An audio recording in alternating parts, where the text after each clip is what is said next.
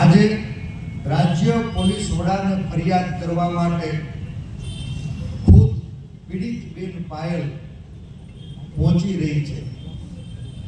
સવારે 10 વાગ્યાનો સમય આપ્યો હતો.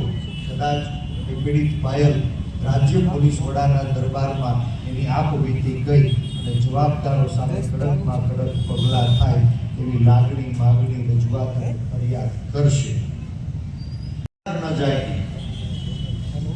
તંત્ર એની યોગ્ય તપાસ કરીને જવાબદારો સામે કડક સજા નહીં કરે તો આ ન્યાયની કાયદાકીય લડાઈને પરિણામ સુધી આગળ ધપાવવાનો નારી સ્વાભિમાન આંદોલન સમિતિ સંકલ્પ કરે છે. આ ધરણા એ ગુજરાતના લોકોની અંદર નારી સ્વાભિમાનની જ્યોત પ્રગટાવવા માટે પાયલના સ્વાભિમાનને ઠેસ પહોંચાડનારા તમામ જવાબદારો સામે કડકમાં કડક પગલાં ભરવા માટે હતા. અફસોસ હાલ પર્યંત એનું પરિણામ મળ્યું નથી. પણ આ રાજ્યના સંવેદનશીલ મુખ્યમંત્રીને હું આ મંચ ઉપરથી કરી હૃદયપૂર્વક વિનંતી કરું છું કે દાદા, ગુજરાતની આઝાદીના ઇતિહાસમાં કોઈ નિર્દોષ દીકરીને અડધી રાતે ઉઠાડીને પોલીસવાળા 17 કલાક ગોતી રાખે, એક કુંવારી કન્યાનો જાહેરમાં વરઘોડો કાઢીને આબરૂનું નીલામ કરે, એક નિર્દોષ દીકરીને પોલીસ સ્ટેશનમાં પાટે ઉડાવી પગે પટ્ટે મારવામાં આવે, આવો બનાવ ગુજરાતે નથી જોયો. અને ગુજરાત સાક્ષર વિનંતી છે કે જે કોઈ જવાબદાર લોકો એના ઉપર પડકાર કર્યા નહીં તો ફરી આ મંચ પર પ્રોગ્રામ છે. ગુજરાતની લાગણીને હું સમજો છું. દાદા, આ દીકરી તમને જાગજો, સંવેદનાઓને જગાડજો. ગાંધીજીના સંસ્કાર, સરદારનું સ્વાભિમાન અને બાબા સાહેબે કરેલા સંવિધાનનું રક્ષણ કરજો.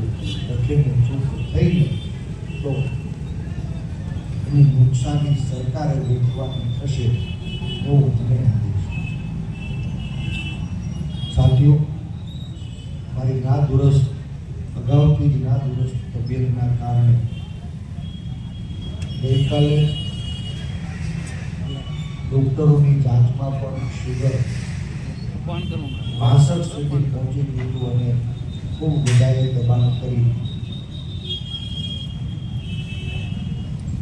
ક્યાંય શુગર લેવલ મેન્ટેન થાય, તબિયત સચવાય એવી વિનંતી કરી. મારા માતુશ્રી પણ ખૂબ ગભરાયેલા હતા. જાહેર જીવનના ઇતિહાસમાં પહેલી વખત આવ્યા માટે આ સળંગ 48 કલાકથી ચાલતા અંગવિહીન ધરણા હાલ પૂરા કરવાની, તમામ દીકરીઓના ભવિષ્યને સુરક્ષિત રાખવા માટે, આ ન્યાયની લડાઈને આગળ ધપાવવા માટે હું સમગ્ર ગુજરાતમાં